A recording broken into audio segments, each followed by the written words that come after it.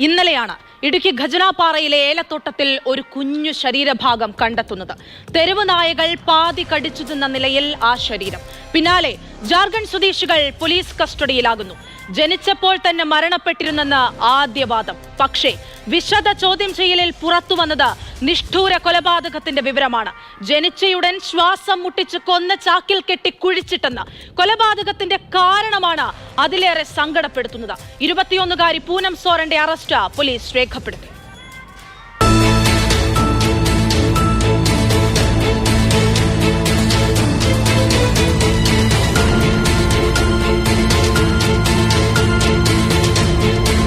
രാജകുമാരി ഖജനാപ്പാറ അരമനപ്പാറ എസ്റ്റേറ്റിൽ നിന്നും നവജാത ശിശുവിന്റെ മൃതദേഹം തെരുവ് നായ്ക്കൾ കടിച്ചു വലിച്ച നിലയിൽ കണ്ടെത്തിയ സംഭവത്തിലാണ് വഴിത്തിരിവ്. കുട്ടിയെ ജനിച്ചയുടൻ മാതാവ് ശ്വാസം മുട്ടിച്ചു കൊന്നുകളഞ്ഞു. ജാർഖണ്ഡ് സ്വദേശിനിയായ 21-കാരി പൂനം സോറന്റെ അറസ്റ്റ് രേഖപ്പെടുത്തി. പ്രതിയായ യുവതിയുടെ ആദ്യ ഭർത്താവ് കഴിഞ്ഞ ഡിസംബറിൽ മരണപ്പെട്ടു. അതിനുശേഷമാണ് ജാർഖണ്ഡ് സ്വദേശിയായ മറ്റൊരു യുവാവ് ഇവർക്കൊപ്പം താമസം തുടങ്ങിയത്. ഗർഭിണിയാണെന്ന വിവരം യുവതി ഇയാളിൽ നിന്ന് മറച്ചുവെച്ചിരുന്നു. കഴിഞ്ഞ ദിവസങ്ങളിൽ സുഖമില്ലെന്ന് പറഞ്ഞ് ഇവർ ജോലിക്ക് പോയില്ല. ആരുമറിയാതെ പെൺകുഞ്ഞിനെ പ്രസവിച്ച ശേഷം ശ്വാസം മുട്ടിച്ചു കൊന്നു കുഴിച്ചിട്ടുവെന്നാണ് പോലീസിന്റെ നിഗമനം. യുവതിയോടൊപ്പം ഇപ്പോഴുള്ള യുവാവിന് ഇക്കാര്യം അറിവുണ്ടായിരുന്നില്ല.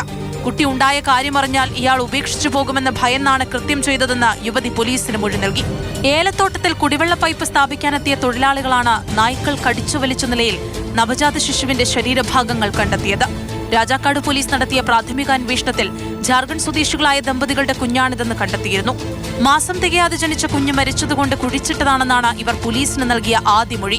ഇവരെ പോലീസ് കസ്റ്റഡിയിലെടുത്ത് വിശദമായി ചോദ്യം ചെയ്തതിൽ നിന്നാണ് നടന്നത് ക്രൂര കൊലപാതകമാണെന്ന് വ്യക്തമായത്. നവജാത ശിശുവിന്റെ ശരീരഭാഗങ്ങൾ ഇടുക്കി മെഡിക്കൽ കോളേജിൽ പോസ്റ്റ്മോർട്ടം നടത്തി. 9 മാസം തികഞ്ഞ് ജനിച്ച കുട്ടിയാണെന്ന് ശാസ്ത്രീയ പരിശോധനയിൽ വ്യക്തമായി.